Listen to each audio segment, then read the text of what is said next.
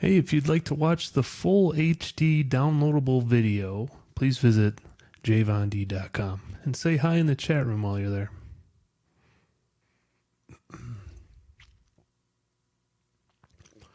Hi there, I'm recording artist JVonD and welcome to my tutorial. Today I'm going to be showing you how to use blocks in Reason to add a little accompaniment to your live jams and also maybe even have session players come and sit in with your jams and then being able to segue those jams into rap remixes.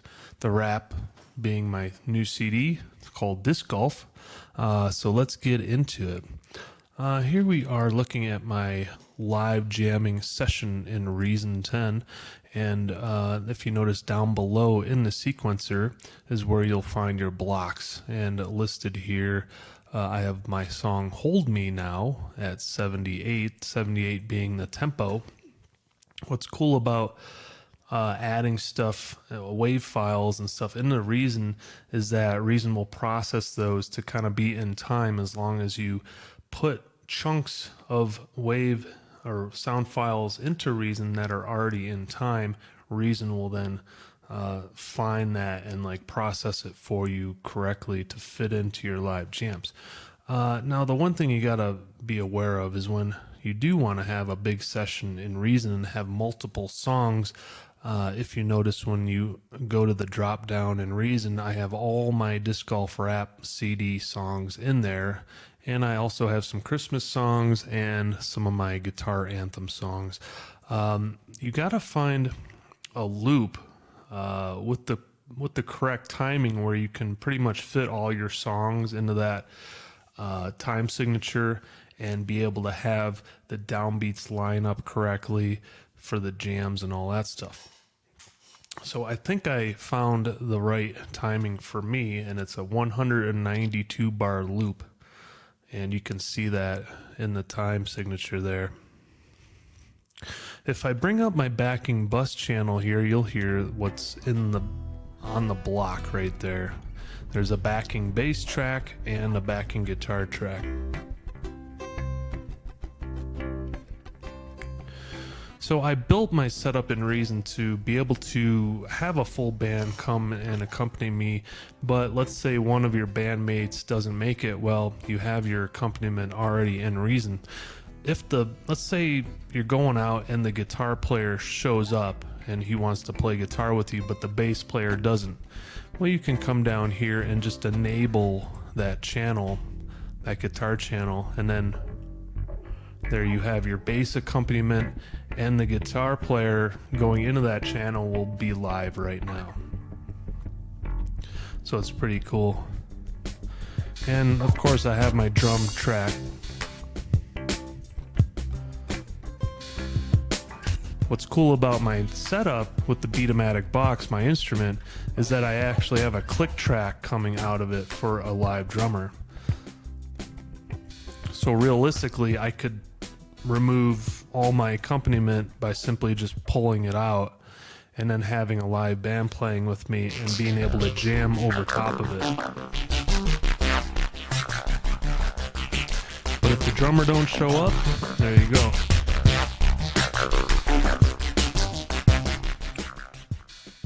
So I really like that. Let me show you more on how many tracks I have down here.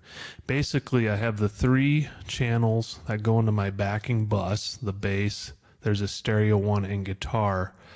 When I perform live, I pretty much just want to see the bass and stereo, and then everything else I don't need to look at.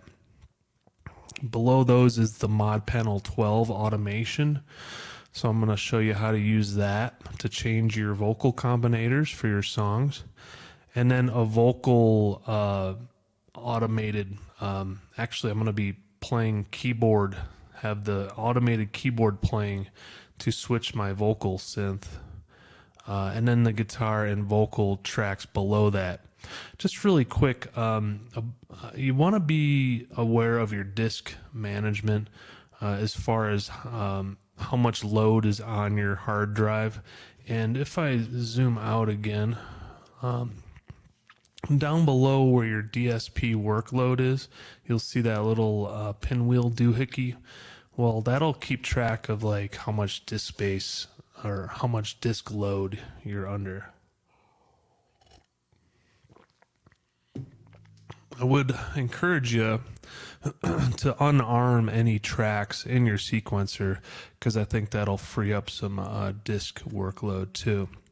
Because I know a lot of times I've had my record button, and I'll go back to, let's go back to the block mode here.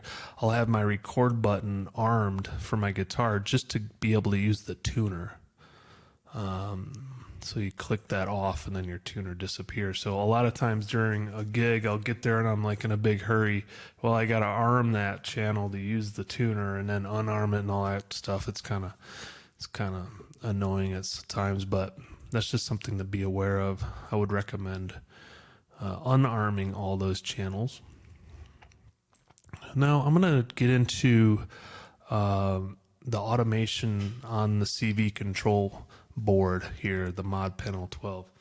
I have 3 lanes of automation, 2 being rotaries and 1 being the toggle switch, which above you can kind of see right next to my head on the video. There's the C level here. That's the C's that are listed in the automation area. The back effects, back volume. So that's just like my backing accompaniment stuff. But what I'm going to do is actually show you on the rap tunes how this will like make your life so much easier, because a lot of times people who create rap CDs or stuff, they have different effects on the vocals on different songs. So a big thing for me is like some of my vocals are distorted, which if you're in a loud room, you're performing it live, you're going to get feedback like right away. So you only want your distortion to come in like when you're going to use it. Let me switch this up really quick. I'm going to switch my block over to one of my raps. It's called Know What I'm Saying. And you'll notice here that there's quite a bit of stuff the block brought into the sequencer. I'm going to go into the block edit mode here, and now we can see it a little more clear what's going on here.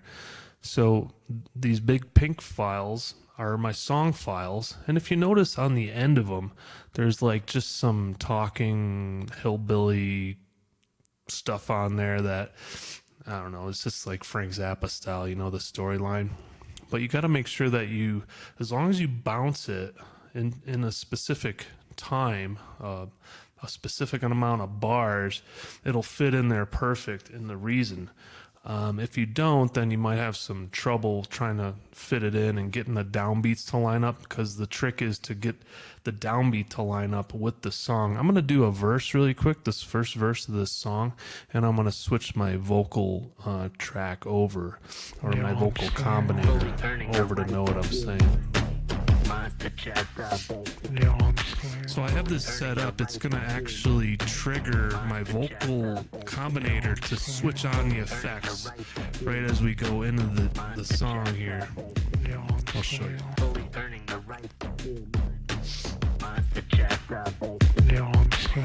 Stable over stable like an acring gable. I stay the course even when my thing get hoarse. I throw with the citrus man. I'm a big fan. My biggest competition keeps me on a direct mission to reach the peak of greatness while exposed fakeness. Going to great lengths to prove the pranks of being able to throw, but the tags won't show.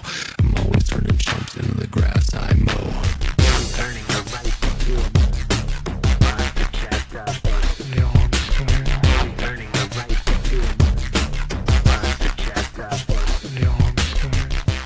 Okay, so you get the idea.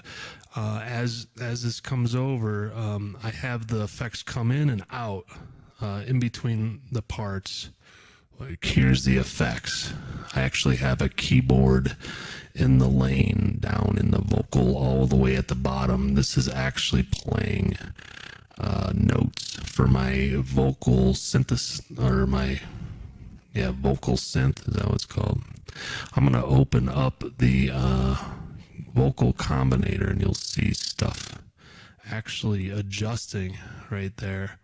So when the vocal effects trigger, you'll see the voice synth go up, the pitch signal come down, the format get enabled, the pitch adjust get enabled, and then some stuff on the bottom will get adjusted in the pulverizer too. So there's a ton of stuff going on. This toggle switch actually disables the matrix pattern sequencer. There it goes. So these things were enabled, and then the pulverizer kicks in a little bit, and then you'll see that stuff fade out here. But you like my remix stuff? Yeah, so it just disabled all the effects, and then the song goes into that weird vocal part. You know what I'm saying? Yeah, you know what I'm saying. So what actually happens with that toggle, I'll show you here real quick. I'll play a synthesizer into my vocal processor and my lightsaber. Here, the pattern, here it is.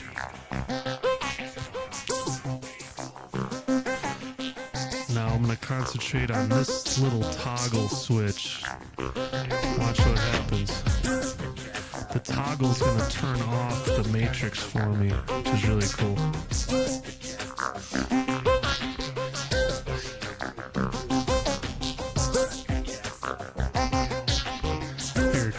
Ready? There it goes. It just turned off the matrix. Now, the way that's cool, because usually, and let me change this back to my regular clean voice here. Okay. Why do I have that? Well, the matrix actually runs both combinators, the vocal combinator and one of those lightsaber synthesizer combinators. So I got to disable that to be able to use the vocal synth. So it's really nice to have that toggle just turn it off for me in case I forget. So every time I'm about to start singing, I have to have the toggle turn it off, like the bar before it, so that it like makes sure it completely ends, because the matrix pattern sequencer usually changes on one of the downbeats.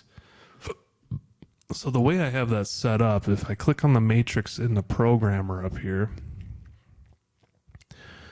this doohickey, so usually I have the pattern select knob, which is my number 2, turning it right there.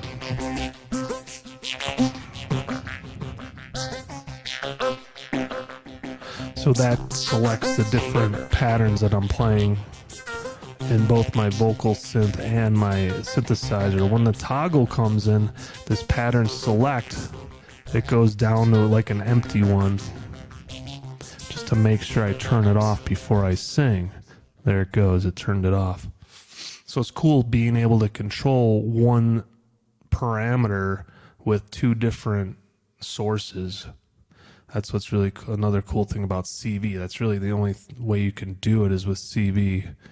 So the unit I'm using is this mod panel 12, by Hamu, the CV control board. You gotta get that. I mean, it's just awesome. I'm gonna go into another song. I'm gonna go back to song mode, so it's gonna kind of make that block kind of grayish, but I'm going to go into That's Disc Golf, and maybe we can do a remix on that. I want to show you this example because it has a lot of has a lot of distortion in the vocal, and then like when it's not distorted, it's like a semi-clean sound, if you notice. Alright, so here's the intro to That's Disc Golf, and you'll see the dirt knob and the volume knob change when this stuff kicks in the automation on the bottom. Let's check it out, and I'll do a remix for you here.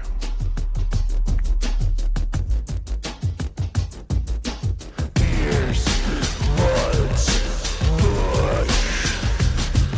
That's Disc Golf.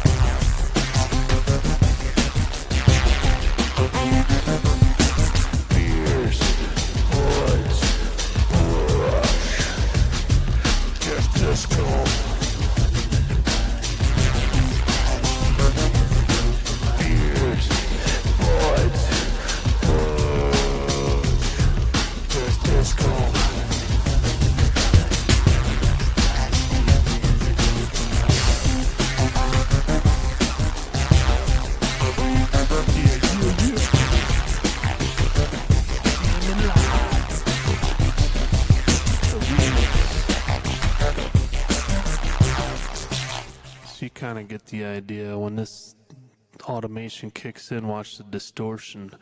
Yeah, yeah, yeah, yeah, yeah, yeah, yeah. Hey, hey, hey, hey, hey. Yow, yow, yow. And then it's going. Hello, hello, hello. And it's gone. And then it happens again. Hello, hello, hello, hello, hello, hello, hello, hello, hello. Let's go on. Hello, hello, hello, hello, hello. It's gonna be going. Yeah, so hopefully this will help you keep the distortion, your feedback, keep the feedback from the distortion at bay on a live concert. So, yeah. There's some remixes for you from my new CD called Disc Golf. I'm going to go back to Blown Out to Sea here. So usually what I'm looking at when I'm performing live is just something similar to what we see here, where I can see a couple of my matrices, maybe being able to see my mod panel 12. My mod panel 12 doesn't really matter to me as much. If I can see all my matrix sequencers in there, then I know when I'm changing stuff. But realistically, I don't even have to look at Reason besides changing my block and maybe my vocals. So, but anyways, I just gave you an example of how to incorporate band accompaniment and then also segueing into rap remixes. So I hope you like that tutorial, and we'll see you later. Yeah, Disc Golf. Yeah, get the new CD, damn it. Where is it? If you want the CD, go to my website and check it out at JVonD.com. There's CD Baby if you want to buy it or just stream it. Also down below, I'll give you free stickers, and then there's some really cool. You got to get those shirts. Those shirts are so cool. But the CD has an 8-page booklet, so you can read or sing along right out of the jewel case. So take it easy. Thanks.